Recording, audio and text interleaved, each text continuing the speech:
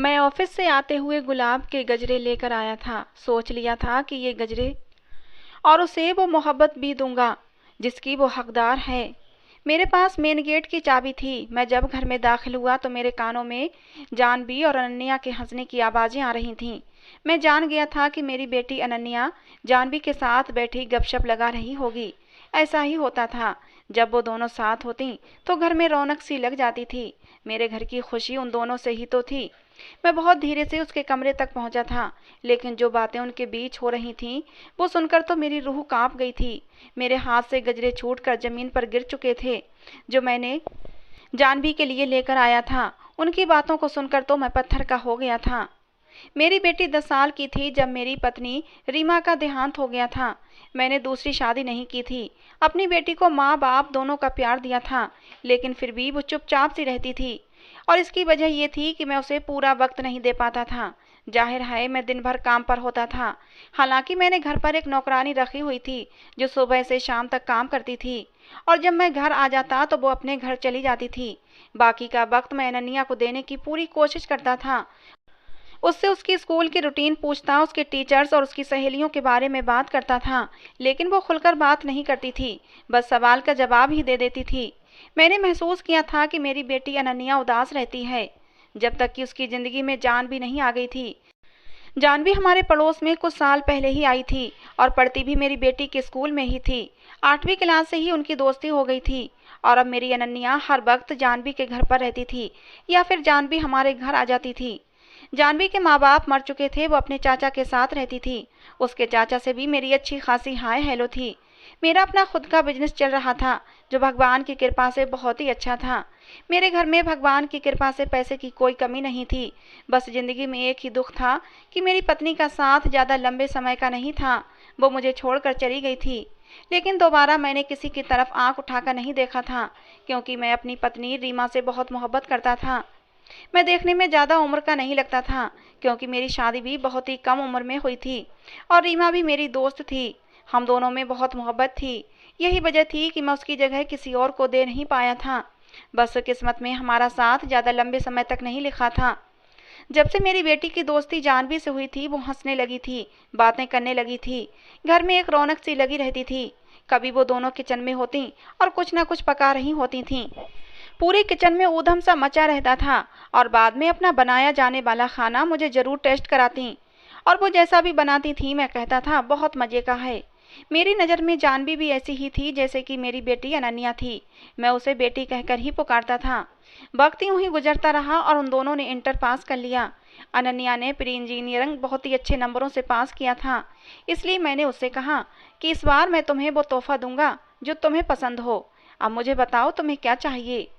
लेकिन जो चीज़ अनन्या ने मुझसे मांगी वो सुनकर मेरे होश उड़ गए। अनन्या ने मुझसे कहा कि पापा आप जानवी से शादी कर लें। अनन्या की बात सुनकर मेरा दिमाग चकरा कर रह गया था। अनन्या ने ये क्या कह दिया था। मैं अनन्या को गुस्से से देखने लगा। मैंने कहा तुम होश में तो हो, शर्म आनी चाहिए तुम्हें ऐसी बात करते हुए। वो तुम्हारी दोस्त है, मेरे लिए बेटी जैसी है, और तुम शादी की बात कर रही हो। वो कहने लगी वो मेरी बहुत अच्छी दोस्त है, उससे मेरी बहुत दोस्ती है। पापा मैं उसके बगैर नहीं रह सकती, आप प्लीज़ उससे शादी कर लो, मुझे जानवी चाहिए। मैं उसकी बात सुनकर गुस्से में आ गया। मैंने कहा वो कोई चीज़ नहीं है जो तुम्हें दे दूं, एक जीती जागती इंसान है, और मुझे वो तुम्हारी तरह ही प्यारी है। मैं किसी भी कीमत पर ये कदम नहीं उठाऊंगा जो मुझे जानवी के सामने और उसके चाचा के सामने शर्मिंदा कर दे। अनन्या तुम सोच भी कैसे सकती हो। ये सब सुनकर तो मेरा दिमाग ही चकरा गया था। वो बच्ची मेरे बारे में क्या सोचेगी। हालांकि मैंने तो कभी उसमें और तुम में कोई फ़र्क तक नहीं समझा। तुम्हारी तरह जानवी को भी अपनी बेटी ही समझा है। खबरदार जो तुमने दोबारा मुझसे इस किस्म की कोई बात की। मैंने आज तक कभी भी अनन्या को कभी नहीं डांटा था, लेकिन आज तो उसकी बात ही ऐसी थी कि मेरे बोलने का अंदाज सख्त हो गया था। मेरा दिमाग इस बात को स्वीकार ही नहीं कर रहा था कि वो ये सब कैसे सोच सकती थी। मेरे सख्त शब्दों को सुनकर अनन्या रोते हुए मेरे पास से उठकर चली गई। मुझे लगा कि खुद ही समझ जाएगी, लेकिन मैं इस बात को बिल्कुल ही भुला चुका होता। लेकिन अनन्या ने तो हद ही कर दी, खाना पीना तर्क कर दिया और निढाल सी अपने कमरे में लेटी रहती थी। मैं वजह पूछता तो कहती कि आप जानवी से शादी पर राजी हो जाएं। मैं कैसे उसके कहने पर किसी बच्ची की ज़िंदगी खराब कर सकता था। मैंने अनन्या को बहुत समझाने की कोशिश की कि ये सब पागलपंती की बातें हैं, लेकिन वो मेरी बात सुनने को तैयार ही न थी। वो 2 दिन तक भूखी रही। तीसरे दिन कमजोरी से बेहोश हो गई। मैं अब उसके सामने खुद को बेबस महसूस करने लगा था। मैं उसकी बात मान भी लेता तो जानवी के चाचा ये सुनते ही उसे हमारे घर भेजना ही छोड़ देते। बेहोशी में भी अनन्या जानवी का ही नाम ले रही थी, लेकिन अभी तक मैंने इस बात की खबर जानवी को नहीं दी थी। लेकिन अब मैं खुद को बेबस मजबूर कर रहा था। बेहोशी में भी अनन्या जानवी का ही नाम ले रही थी। 3 दिन में ही मेरी बेटी का चेहरा कुम्हला के रह गया था। मजबूर होकर और अनन्या की हालत देखकर मैंने जानवी को कॉल की। अनन्या बीमार है, ये सुनते ही जानवी फौरन ही हॉस्पिटल के कमरे में पहुंच गई और सीधी अनन्या के पास आकर खड़ी हो गई। कहने लगी, अनन्या तुम्हें क्या हो गया है? जानवी अनन्या के लिए बेतहाशा परेशान थी और फिक्रमंद थी।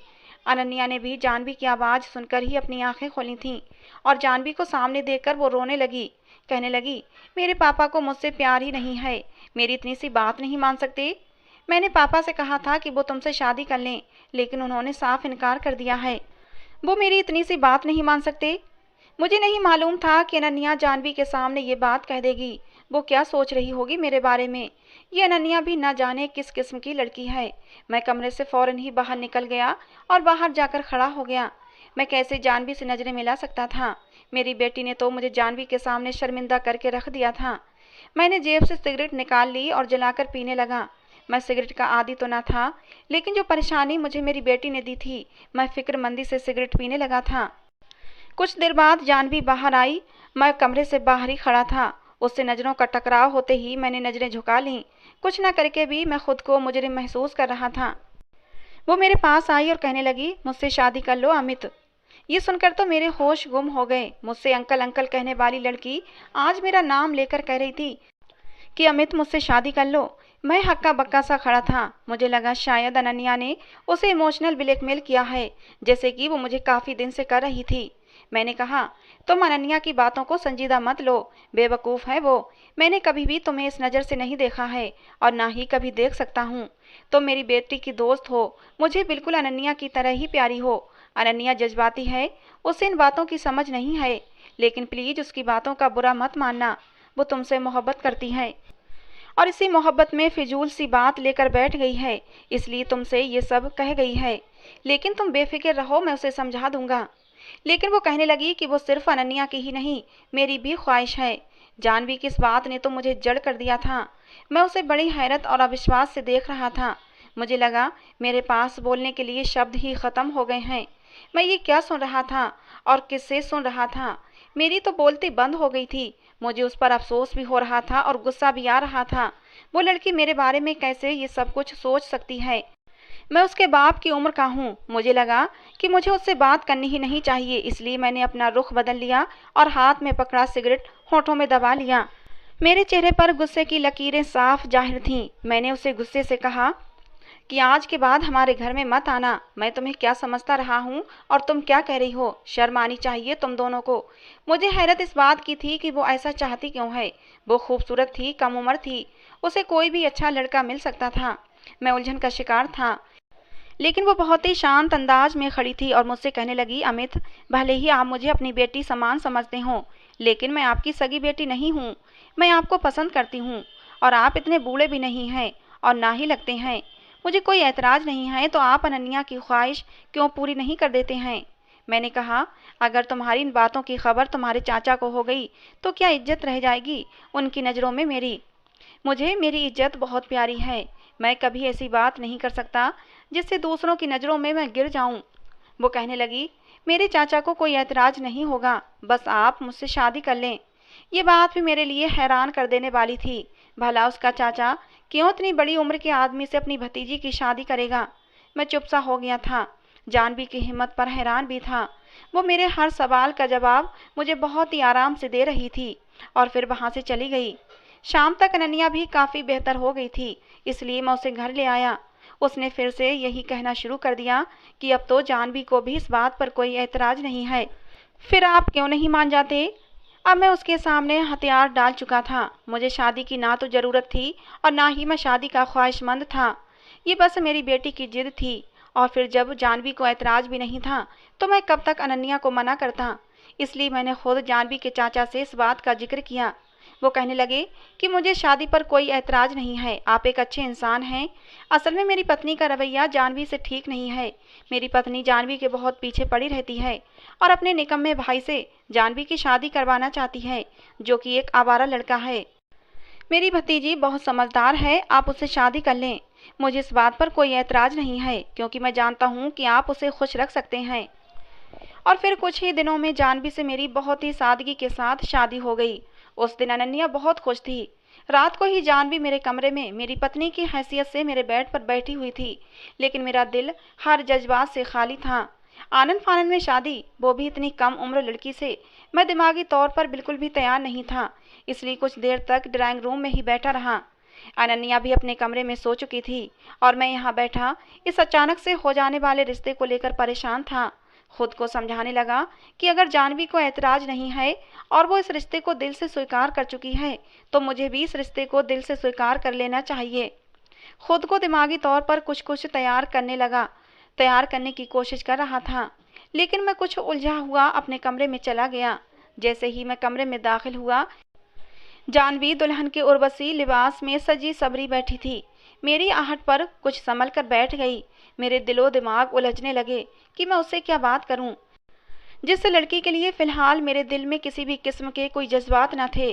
फिर भी मैं उसके सामने जाकर बैठ गया, अपनी जेब से एक अंगूठी निकाली और उसकी उंगली में पहना दी। वो आज काफ़ी नर्वस सी बैठी हुई थी, इसलिए मैंने ही बात शुरू की। जानवी देखो, मुझसे घबराने की ज़रूरत नहीं है।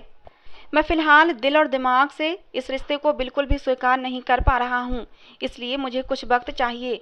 इसलिए तुम भी चाहो तो आराम से इस कमरे में सो जाओ और चाहो तो अनन्या के पास चली जाओ। मुझे लगा वो शायद इस बात पर ऐतराज़ करेगी, क्योंकि हर लड़की की शादी को लेकर और ख़ासकर शादी की पहली रात को लेकर बहुत सारे सपने होते हैं। लेकिन वो बड़े आराम से मान गई। कहने लगी, ठीक है, आप आराम करें, मैं अनन्या के पास सो जाती हूँ। उसे शायद मेरी इजाज़त की ही ज़रूरत थी। वो फ़ौरन ही कमरे से बाहर निकल गई। मेरे लिए ये बात भी हैरान कर देने वाली थी। हर लड़की शादी की रात के लिए बहुत से अरमान अपने दिल में रखती है। फिर मुझसे शादी के लिए वो खुद ही इच्छुक थी, तो फिर इतनी जल्दी मेरी बात कैसे मान ली? उसके कहे अनुसार मैं उसे पसंद था, इसीलिए उसे कुछ न कुछ तो ऐतराज़ होना ही चाहिए था। खैर, मुझे लगा उसे भी वक्त देना चाहिए। मैंने कपड़े बदले और सोने के लिए लेट गया। जानवी अब रोज़ अनन्या के पास ही सोने लगी थी। उसके साथ ही हंसती बोलती बातें करती। मैं रोज़ उन्हें जब कॉलेज छोड़ने जाता तो वो मेरे बराबर फ्रंट सीट पर बैठ जाती और अनन्या को तंग करते हुए कहती कि अब मेरा यहाँ बैठने का हक है, क्योंकि शादी से पहले अनन्या मेरे साथ फ्रंट सीट पर बैठती थी। जानवी की बात पर अनन्या खिलखिलाकर हंस पड़ती थी। शादी को 1 महीना हो चुका था। जानवी अब तक अनन्या के पास ही सोती थी और मुझे भी इस बात से कोई मतलब नहीं था, क्योंकि जानवी के लिए मेरे दिल में कोई भी जज्बात नहीं थे, तो मुझे कोई फ़र्क नहीं पड़ता था कि वो कहाँ सोती है। लेकिन एक रात जो कुछ मेरे और जानवी के बीच हुआ, उसने मेरे 14 तबक रोशन कर दिए थे। उस रात मैं अपने कमरे में कोई किताब पढ़ रहा था कि जानवी मेरे कमरे में आ गई। मैं अपने कमरे का दरवाज़ा लॉक नहीं रखता था। मैंने आने की वजह पूछी तो मुझसे कहने लगी कि अनन्या सो चुकी है, लेकिन मुझे नींद नहीं आ रही, मैं आपके पास बैठकर बातें कर लूँ। सुबह संडे है और छुट्टी है कॉलेज की। मैंने कहा, हाँ हाँ, बैठ जाओ। वो बेड पर बैठ गई। मैंने किताब साइड पर रखी और नज़र का चश्मा भी उतार कर बॉक्स में डाल दिया। वो मुझे बड़े ही गौर से देख रही थी। मेरी नज़र जब उस पर पड़ी तो वो मुझे ही देख रही थी। अचानक ही मेरे चेहरे पर मुस्कुराहट सी सज गई। वो भी मुस्कुराने लगी और मुझसे कहने लगी, आप इस उम्र में भी कितने हैंडसम हैं, जवानी में तो और भी होते होंगे। आप मुस्कुराते हैं तो आपके चेहरे का डिम्पल बड़ा प्यारा लगता है, और आपकी ये गहरी काली आंखें किसी को भी अपना दीवाना कर सकती हैं। उसके मुंह से अपनी तारीफ सुनकर मैं कुछ पल ये समझ नहीं पाया कि क्या जवाब दूं। मैंने कहा, हाँ, जवानी में बहुत सी लड़कियां मुझ पर फिदा थीं, लेकिन अब तो मैं 40 का हो गया हूँ, अब कहाँ वो बात रही। मेरी बात पर वो हंसने लगी। फिर बोली, खैर ऐसी बात तो नहीं है, आप अब भी एक जवान लड़की के बाप नहीं लगते। जब पहली बार मैंने आपको देखा था तब मैं समझी थी कि आप अनन्या के बड़े भाई हैं। जानवी की बात पर मैंने मुस्कुराते हुए कहा, ऐसा इसलिए क्योंकि मेरी शादी सिर्फ 20 साल की उम्र में हो गई थी। मैं अपने माँ बाप का इकलौता बेटा था और तब मेरी माँ को कैंसर हुआ था। मेरी माँ का आखिरी समय था और मेरी माँ मेरी शादी अपनी आंखों से देखना चाहती थी, इसलिए मरने से पहले उसने अपनी आखिरी इच्छा जाहिर की और मैंने अपनी माँ की इच्छा का मान रखा था और अपनी एक दोस्त से शादी कर ली। शादी के अगले ही साल अनन्या पैदा हो गई थी। अनन्या 2 महीने की ही थी तब मेरी माँ चल बसी। मेरी बात सुनकर जानवी कहने लगी कि हमारे कॉलेज की बहुत सी लड़कियां यही समझती हैं कि आप अनन्या के बड़े भाई हैं। फिर वो मुझसे मेरी पहली शादी के बारे में सुनने लगी, क्योंकि मेरी पहली पत्नी रीमा से मेरी शादी मोहब्बत की थी। वो बड़ी दिलचस्पी से मुझे देखते हुए मेरी और रीमा की लव स्टोरी सुन रही थी। सुनते सुनते उसकी आंखें बंद सी होने लगीं और वो बेड की दूसरी तरफ ही बैठी थी और वहीं बैठे बैठे सो गई। मैंने पहले तो उसे जगाना चाहा, लेकिन वो गहरी नींद में थी। मैंने उस पर कंबल डाल दिया और मैं खुद भी सोने के लिए लेट गया।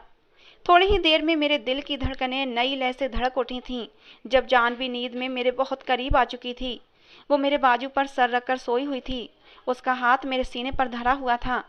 पहले तो अपने बाजू पर बोझ महसूस करके मैं नींद से हड़बड़ाकर उठा था, लेकिन जब उसे अपने इतने करीब देखा तो दिल की धड़कनों में भी एक प्यारी सी उमंग पैदा हुई थी। पहली बार मैंने उसका चेहरा इतने करीब से देखा था। उसके जिस्म की उठती खुशबू ने मेरे अंदर नए जज्बात को बुरी तरह से झंझोड़ दिया था। बाकी की रही सही कसर अचानक से होने वाली बारिश ने पूरी कर दी थी। एकदम ही बादल की गरज से वो मेरे बिल्कुल करीब आ गई थी। मेरे सीने पर सर रख दिया।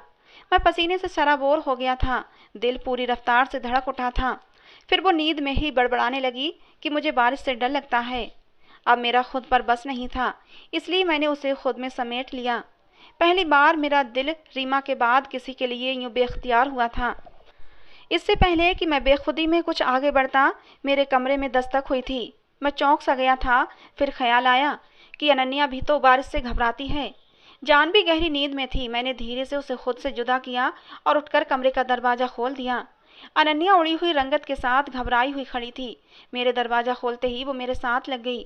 पापा, मुझे डर लगा था, बादल इतनी ज़ोर से गरज रहे हैं। फिर जानवी भी मेरे पास नहीं थी। मैंने अनन्या का माथा चूमा और उसे तसल्ली दी। फिर कहा कि अनु, अब तुम बड़ी हो जाओ चंदा। बारिश और बादल की चमक से कौन डरता है। जाओ सो जाओ जानवी के साथ। मैं तुम्हारे कमरे में चला जाता हूँ। अनन्या जानवी के बराबर में सो गई और मैं अनन्या के कमरे में आकर लेट गया। लेकिन मेरी नींद अब उड़ चुकी थी। दिल अपने पति होने के फर्ज को पूरा करने के लिए मचलने लगा था। मेरी नज़रें अब खुद ब खुद जानवी के लिए बदलने लगी थीं। एक बार मेरे दोस्त ने दावत दी। मैं अनन्या और जानवी को पहले से ही तैयार रहने का कह चुका था। जब ऑफिस से घर वापस आया तो जानवी मेरे कमरे में मेरे बेड पर 2 जोड़े हैंगर में लिए बैठी थी। मैंने कहा, तुम तैयार नहीं हुई जानवी? जानवी कहने लगी, मुझे समझ नहीं आ रहा कि इनमें से कौन सा ड्रेस पहनूं। अनन्या भी नहीं बता रही। अब आप ही मुझे बताएं ना कि कौन सा ज़्यादा अच्छा है। आप जो कहेंगे मैं वही पहन लूँगी। उसके सवाल पर मैं हंसने लगा। मैंने कहा, मैं भी अनु का ही बाप हूँ। मुझे इन बातों का कुछ पता नहीं है। जो तुम्हें ज़्यादा अच्छा लग रहा है वो पहन लो। वो मेरे पास आकर मेरी आंखों में देखकर हक जताकर बोली, अमित, आप मेरे भी कुछ लगते हैं। मुझे आज आपकी पसंद ही पहननी है। ये सुनकर मेरा दिल धक से रह गया था। वो किसी बच्चे की तरह से जिद करने लगी कि मैं उसे अपनी पसंद बताऊं। मैंने उसे एक लिबास का बता दिया। वो खुश हो गई, लेकिन जब तैयार होकर मेरे सामने आई तो मैं आंखें झपकाना भूल गया था। वो बेहद खूबसूरत लग रही थी। फिर जब मुझसे पूछने लगी कि अमित, मैं कैसी लग रही हूँ, सच सच बताएं, तो मेरा दिल मुझे समझाने लगा। कहने लगा, तुम इसकी तारीफ उन्हीं शब्दों में करो जैसे रीमा की करते थे। मेरे दिल का शोर अब मेरा चैन चुराने लगा था, लेकिन मैं किसी तरह खुद को संभाले हुए था और अपनी नजरें चुराते हुए कहा, जानवी, तुम अच्छी लग रही हो। मेरी बात सुनकर जानवी खुश हो गई थी। अब जानवी भी कभी कभी अनन्या की तरह बेख्तियारी दिखाने लगती थी। अगर मैं दोनों के लिए कपड़े या कोई और चीज़ खरीद कर लाता तो वो अनन्या की तरह मेरे गले लग जाती, मेरे कान के करीब आकर कहती, I love you Amit, thank you so much. Anu मेरी बेटी थी, उसके लिए मेरे जज्बात अलग थे। उसका इजहार मोहब्बत करना भी मुझे अच्छा लगता था, जैसा कि एक बाप को लगना चाहिए। लेकिन जब वही बात जानवी मुझसे कहती तो मेरा दिल अंदर से धमाल मचाने लगता था। जानवी का यूं मेरे करीब आना मेरी रातों की नींद उड़ाने लगा था। अब मेरा जी चाहता था कि उसे अपने कमरे में रखूं, उसकी तारीफ क्या करूं, उसके करीब रहूं। आज मैं ऑफिस से आते हुए गुलाब के गजरे लेकर आया था। मैंने सोच लिया था कि आज जानवी से दिल की बात कह दूंगा और उसे वो मोहब्बत भी दूंगा जिसकी वो हकदार है। मेरे पास मेन गेट की चाबी थी। मैं जब घर में दाखिल हुआ, मेरे कानों में अनन्या और जानवी के हंसने की आवाज़ें आने लगीं। मेरे घर में उन दोनों से ही तो रौनक थी। मैं बहुत धीरे से उनके कमरे की तरफ पहुंचा था, लेकिन जो बातें उन दोनों के दरमियान हो रही थीं, वो सुनकर तो मेरी सांसें रुक गई थीं। मेरे हाथ से गजरे जमीन पर गिर गए थे, जो मैं जानवी के लिए लेकर आया था। मैं तो ये बातें सुनकर पत्थर का हो गया था। क्या खेल खेला था उन दोनों ने मिलकर मेरे साथ। मैं मरे मरे कदमों से अपने कमरे में वापस लौट आया था। पहली बार ड्रेसिंग के आईने पर नजर पड़ते ही अपनी उम्र बहुत बड़ी सी लगने लगी थी। लग रहा था कि मैं 40 के बजाय 80 का हो चुका हूँ। बहुत रोकने के बावजूद मेरी आंखों से आंसू जारी हो गए थे। मैंने खुद को तब संभाला जब जानवी वही गजरे पहने मेरे कमरे में मुस्कुराती हुई आई और कहने लगी, आप मेरे लिए इतने खूबसूरत गजरे लाए थे, तो फिर मुझे दिए क्यों नहीं? कमरे के बाहर ही क्यों रख दिए, वो भी जमीन पर? वो मेरे पास आने लगी, लेकिन मैं एकदम से पीछे हट गया। मैंने कहा, खाना गर्म करो, मुझे भूख लगी है। ये सुनकर वो कमरे से बाहर चली गई थी। जो हकीकत मुझ पर खुल चुकी थी, ये कैसे मुमकिन था कि मैं उसके करीब भी जाता। मुझे अपना आप धुआं धुआं सा लग रहा था। उसके बाद मैं खुद ही जानवी से फासला रखना शुरू कर चुका था। आज वो कॉलेज के फंक्शन पर जाने के लिए तैयार हुई थी, तो जानवी मेरे कमरे में आ गई। अच्छी खासी तैयार थी, प्यारी भी लग रही थी। मैंने नजरें चुरा लीं। मैं गाड़ी की चाबी पकड़े बाहर ही आ रहा था, लेकिन उसे अपने सामने देखकर रुक गया। वो अभी भी मुझे देखकर मुस्कुरा रही थी और मुझसे पूछने लगी, अमित, मैं कैसी लग रही हूँ? मेरे अंदर तो उन शब्दों ने जैसे आग ही लगा दी थी। जो सच्चाई मैं जान चुका था, उसके बाद मैं सवाल का क्या जवाब देता। मैंने उसे गुस्से से देखा और उसी गुस्से से उसके दोनों बाजुओं को पकड़ा। उसकी आंखों को देखकर सख्त शब्दों में कहा, बताऊं कि तुम कैसी लग रही हो? मेरे इस अंदाज पर वो कुछ सहम सी गई थी। शायद मुझसे ऐसी सख्ती की उम्मीद नहीं थी। मैंने उसी सख्ती से जानवी के बाजू को दबोचते हुए कहा कि तुम बहुत ही बुरी लग रही हो। ये कहकर मैंने उसे छोड़ दिया। वो फौरन से मेरे कमरे से बाहर निकल गई। मैं गाड़ी में जाकर बैठ गया। मेरे अंदर तो ऐसी खौलन थी कि जी चाह रहा था खुद को ख़त्म कर लूं। गुस्से के मारे मैंने हॉर्न बजाना शुरू कर दिया। अनन्या भागती हुई बाहर आई और गाड़ी में बैठ गई। फिर मुझे नखरे दिखाते हुए बोली, आपको पता तो है कि लड़कियों की कितनी तैयारियां होती हैं। वो अच्छी खासी तैयार होकर भी नाराज़ थी। मुझे नखरे दिखाते हुए बोली, आप भी ना पापा, बहुत जल्दी मचाते हैं। वो अच्छी खासी तैयार होकर भी नाराज़ थी। मेरा अगर मूड अच्छा होता तो अनु की बात का हंसकर जवाब भी देता, लेकिन मैं खामोश ही बैठा रहा। थोड़ी ही देर में जानवी भी बाहर आ गई थी, लेकिन जानवी को देखकर मुझे हैरत हुई। वो मुंह धोकर बिल्कुल सादा हुलिये में बाहर आई थी। आंखों से लग रहा था कि रोई है। मैंने उसके चेहरे से नज़र हटा ली। वो जब मेरे बराबर फ्रंट सीट पर बैठने लगी तो मैंने उसे टोक दिया। मैंने कहा, जाओ जाकर पीछे बैठो, लेकिन वो फिर भी फ्रंट सीट पर ही बैठी थी। पूरे रास्ते वो दबी दबी सिसकियां लेकर रोती रही। अनु उससे वजह पूछ पूछ कर थक गई थी कि वो क्यों रो रही है, लेकिन मैंने एक बार भी उसकी तरफ नहीं देखा था। मेरे जज्बात कोई पत्थर के नहीं थे कि कोई भी आकर उनसे खेल जाए। उसे बस इस बात का रोना आ रहा था कि मैंने उससे सख्त लहजे में बात क्यों की, लेकिन ये नज़र नहीं आ रहा था कि वो अपने चक्कर में मेरे साथ कितनी बड़ी ज्यादती कर बैठी थी। मैं हक पर था। मेरा रवैया भी अपनी जगह बिल्कुल सही था, लेकिन ये कमबख्त दिल अब जानवी के प्यार में पागल हो चुका था और जानवी के आंसुओं ने मुझे पूरा दिन बेचैन रखा था। ऑफिस में मेरे हाथों स्टाफ की शामत आई हुई थी। जानवी अब मुझसे बात नहीं करती थी, कुछ भी नहीं कहती थी, मुझसे दूर दूर भी रहने लगी थी। और ये मेरे लिए बहुत ही अच्छी बात थी कि वो मुझसे दूर ही रहे, लेकिन बस उसकी नज़रें मुझ पर जमी रहती थीं, जिनमें न जाने क्यों ढेरों शिकवे थे। वक्त आगे को बढ़ गया था। अब दोनों की पढ़ाई पूरी हो चुकी थी। उन्हीं दिनों मेरे दोस्त ने अपने बेटे के लिए अनु का रिश्ता मांग लिया। वो लड़का मुझे पसंद था, लेकिन फिर भी मैंने अनन्या से उसकी रजामंदी पूछी, क्योंकि ये मेरी बेटी का हक था। उसके चेहरे की मुस्कुराहट ही उसका इकरार थी। चंद माह में ही अनु की शादी तय हो गई थी। जिस दिन अनु विदा हुई, जानवी के गले लगकर खूब रोई थी। जानवी भी रो रही थी। अनन्या जा चुकी थी। अब घर में सिर्फ मैं था और जानवी थे। मेरा कड़ा इम्तिहान तो अब शुरू हुआ था। जिस दिन अनन्या विदा हुई, उसी रात मैंने जानवी से कहा कि मुझे तुमसे कुछ जरूरी बात करनी है। वो कुछ थकी थकी भी लग रही थी। फिर अनन्या की जुदाई से उदास भी थी। वो लॉन्ज में रखे डाइनिंग टेबल की कुर्सी पर खामोशी से बैठ गई। मैं उसके सामने कुर्सी पर बैठ गया। मैं सोच चुका था कि ये मजबूरी का बंधन भी अब ख़त्म कर दूं, जिसे जानवी ने अपने कड़े वक्त को गुजारने के लिए मुझसे जोड़ा था। उस दिन वो और अनु यही तो बातें कर रहे थे। उस दिन अनन्या जानवी से कह रही थी कि जानवी, तुमने पापा से शादी अपनी चाची के भाई से बचने के लिए कर तो ली है, लेकिन तुम्हें बुरा तो लगता होगा ना। पापा तुमसे बहुत बड़े हैं। तुम्हारा भी तो मेरी तरह दिल चाहता होगा कि तुम्हारा पति भी। अनन्या ये कहकर चुप सी हो गई थी और जानवी हंसते हुए बोली, मेरा पति भी हैंडसम और डैशिंग हो, यही कहना चाहती हो ना अनु? जाहिर है मेरी भी ऐसी ही ख्वाहिश है। भला तुम्हारे पापा मेरे साथ किस एंगल से अच्छे लगते हैं, कितने बड़े हैं वो मुझसे। जानवी की बातों ने मुझे किसी गहरी खाई में फेंका था। अगर मैं उसे पसंद नहीं था तो अस्पताल में मुझसे ये क्यों कहा था कि मैं उसे अच्छा लगता हूँ? मैं बाहर खड़ा इस असलियत के लाभे से गुजर रहा था। जानवी आगे कह रही थी, अनु तुम मेरी मजबूरी जानती थी। चाचा चाची मेरी जिंदगी बर्बाद कर देते, इसीलिए मैंने ये कदम उठाया था।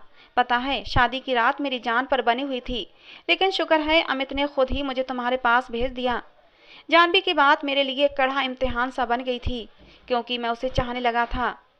वो ना भी भेजते तो मैं तुम्हें लेने आ जाती। हमारा यही तो प्लान था कि तुम पापा से सिर्फ कागजी रिश्ता ही जोड़ोगी और पढ़ाई खत्म होते ही अपने हम उम्र लड़के से शादी कर लोगी। लेकिन सोचने की बात यह है कि तुम शादी करोगी किससे? क्या कोई है तुम्हारी नज़र में? तुम पापा की फिक्र मत करो, मैं उन्हें कह दूंगी कि वो तुम्हें छोड़ दें, वो मेरी बात नहीं टालेंगे। अनन्या ने दोस्ती की खातिर मुझे कड़े इम्तिहान में डाल दिया था, मेरे जज्बातों का मजाक बनाया था। जानवी के अगले जुमले ने मुझे कहीं का नहीं छोड़ा था।